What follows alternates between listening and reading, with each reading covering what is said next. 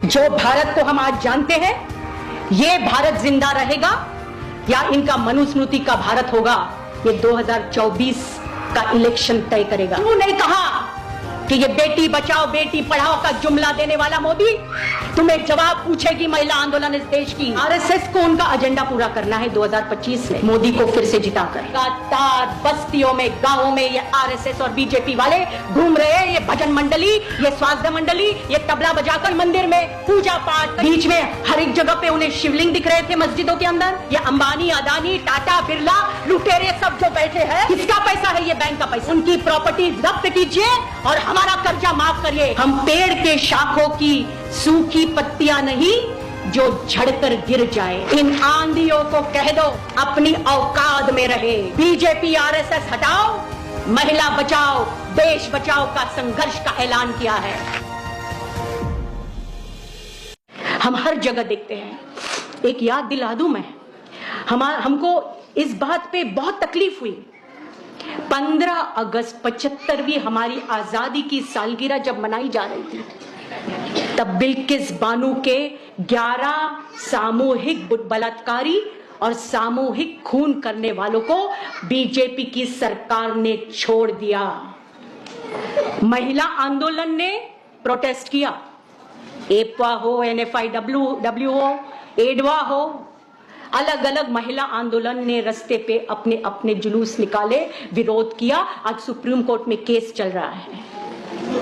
मन में सवाल उठता है साथियों, ऐसे गुनहगारों को छोड़ दिया जिन्होंने बिल्किस बानो की 3 साल की बच्ची को तक नहीं छोड़ा। क्यों बवाल नहीं उठा देश के अंदर? क्यों लाखों की तादाद में रास्ते पे नहीं आए लोग? क्यों नहीं कहा कि ये बेटी बचाओ बेटी पढ़ाओ का जुमला देने वाला मोदी तुम्हें जवाब पूछेगी महिला आंदोलन इस देश की? क्यों नहीं हुआ? जरा सोचिए। बिल्किस बानो मुसलमान नहीं, इस देश की नागरिक है। आप सब आम महिलाएं नहीं हो। आप सभी कई सालों से गलियों में, बस्तियों में, गांवों में एपवा का झंडा हाथ में लिए औरतों के सवालों पे लगातार संघर्ष करने के बाद यहां पे डेलीगेट करके आए हो। आपको मुझे यहां समझाने की जरूरत नहीं है क्या चैलेंजेस है आपके अपने सामने। आज बहुत जरूरी है साथियों कि हम सब मिलकर ये कतई बात भूले नहीं कि महिलाओं को ये बीजेपी आरएसएस की सरकार, जब हम बीजेपी या मोदी बार बार कहते हैं ना, ये आरएसएस कहीं नहीं भूलना चाहिए। ये सरकार को चला रहा है आरएसएस को उनका एजेंडा पूरा करना है 2025 में। कैसे करेंगे वो?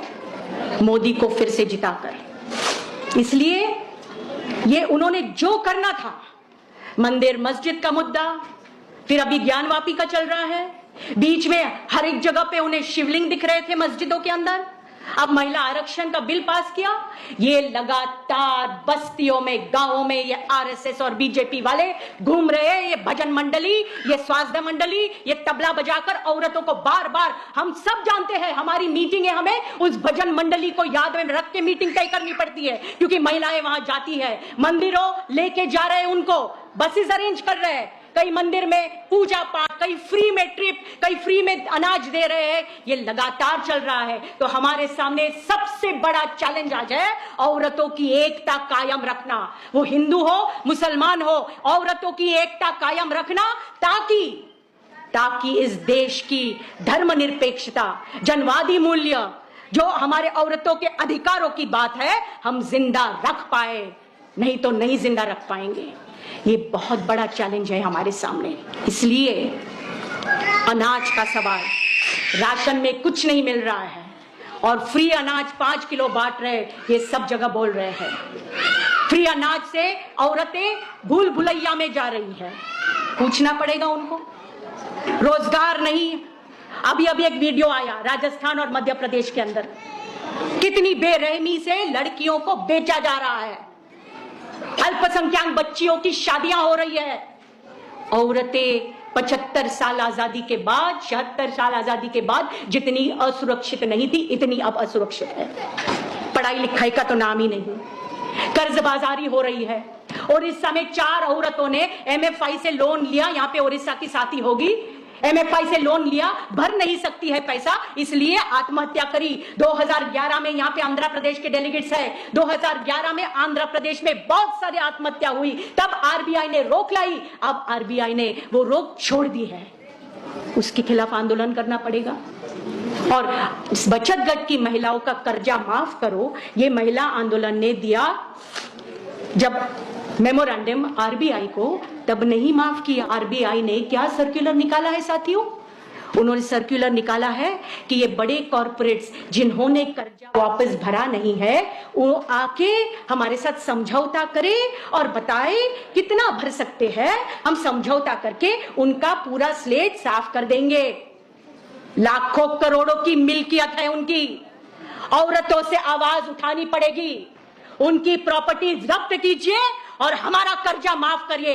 ये अंबानी, अदानी, टाटा, बिरला, लुटेरे सब जो बैठे हैं, किसका पैसा है? ये बैंक का पैसा, इस देश का पैसा है। ये जब तक औरतें रास्ते पे आके उतर के ये पॉलिटिकल बातें, ये राजनीतिक बातें नहीं करेगी, तब तक बहुत मुश्किल होने वाला है। लेकिन आपको बता दें अंत में, ये आसानी से जीतने वाले नहीं है। 2024 में ठान ली है सभी ने इस देश में। हाँ, संघर्ष तगड़ा होगा, संघर्ष तगड़ा होगा, क्योंकि ये आर पार की लड़ाई होगी। याद रखो, जो भारत को हम आज जानते हैं, ये भारत जिंदा रहेगा या इनका मनुस्मृति का भारत होगा, ये 2024 का इलेक्शन तय करेगा। इसलिए ये आर पार की लड़ाई होगी, और आर पार की लड़ाई में ये 80% जो महिलाएं हैं, जो सबसे पिछड़ी पीड़ित इस सरकार की नीतियों से दबी हुई, उन सबको रास्ते पे लाकर संघर्ष करेंगे। बीजेपी RSS हटाओ, महिला बचाओ, देश बचाओ का संघर्ष का ऐलान किया है। 10,000 से ज्यादा महिलाएं 26 राज्यों से आएगी।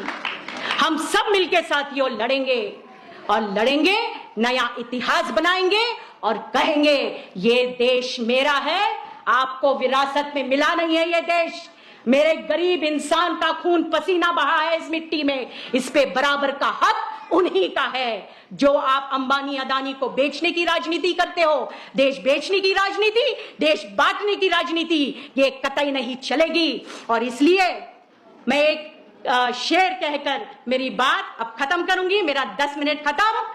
हम शाखों की सूखी पत्तियां नहीं, हम पेड़ के शाखों की सूखी पत्तियां नहीं जो झड़कर गिर जाए। इन आंधियों को कह दो अपनी औकात में रहे, इन आंधियों को कह दो अपनी औकात में रहे। का रुख बदलना हमें आता है। इनकलाब जिंदाबाद।